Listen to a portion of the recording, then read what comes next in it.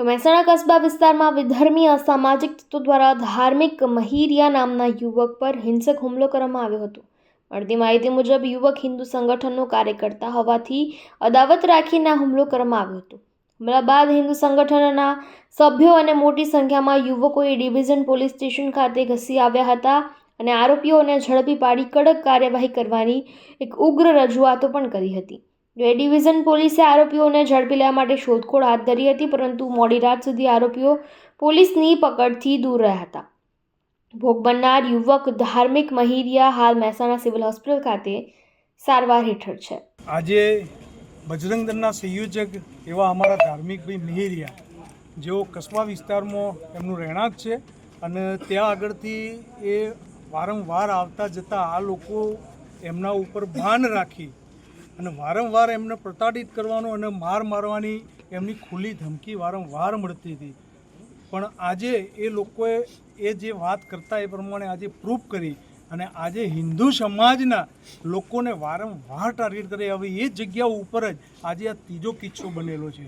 તો આજે બજરંગ દળના સંયોજક કે ઘણી વખત આપણે જોયું છે કે હિન્દુ સમાજના લોકો કે નાની મોટી સમસ્યામાં એ લોકો બહાર ઉભરીને નથી આવતા હોતા, પણ આજે બજરંગ દળના સંયોજક ઉપર જો આ લોકોએ હાથ ઉપાડ્યો, ખાલી વાયરો એક નાની વાતમાં ખાલી ત્યાંથી નીકળતા હતા અને આ લોકોએ ખાલી ટાર્ગેટ કરી। સામાન્ય એક એની ક્લચ, ગાડીની બ્રેકની ક્લચ અડી ગઈ અને એને ટાર્ગેટ કરી અને માથામાં અને એકદમ એટલો બધો બોથડ પદાર્થથી એને મારવામાં આવ્યો અને અત્યારે સિવિલ હોસ્પિટલમાં એડમિટ કરેલા છે। અત્યારે એમના બોલવાની હાલત નથી, બહુ ગંભીર અવસ્થામાં છે।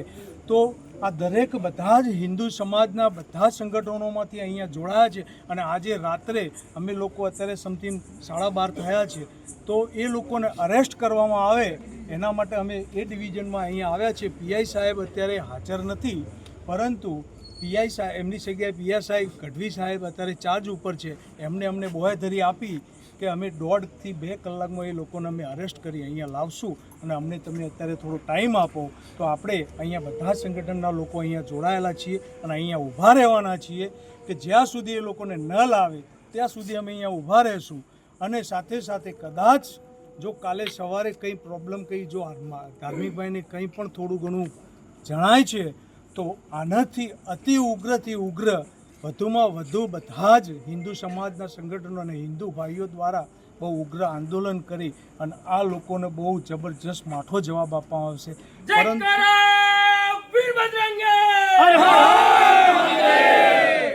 અને સાથે સાથે આ લોકો ખરેખર હિન્દુઓને જ પ્રતાડિત કરી રહ્યા છે। આપણે જોવા જઈએ તો હમણાં રાધનપુરમાં એક કિસ્સો બન્યો, ઠાકોર સમાજના વ્યક્તિને ટાર્ગેટ કરી અને ત્યાં પણ આ લોકોએ આ વસ્તુ એમના ઉપર હુમલો કર્યો। અહીંયા આપણા વડનગર સાઈડ આપણે દલિત સમાજના એક દીકરાને પણ એ લોકોએ ટાર્ગેટ કરી અને આ લોકો માર્યો છે। તો આવું વારંવાર આ લોકો શીખી ગયા છે, એમને સબક આપણે બધા હિન્દુ સમાજના બધા સંગઠનો સાથે મળી અને આ લોકોને અમે 100% સબક શીખવાડવાનો પ્રયાસ કરી રહ્યા છીએ। પ્રયાસ સાથે સાથે 100%નું રિઝલ્ટ પણ અમે લોકો લાવશું। જય શ્રી રામ। જય તરુણ પ્રજાપતિ સાથે ચક્રવાત ન્યૂઝ, મહેસાણા।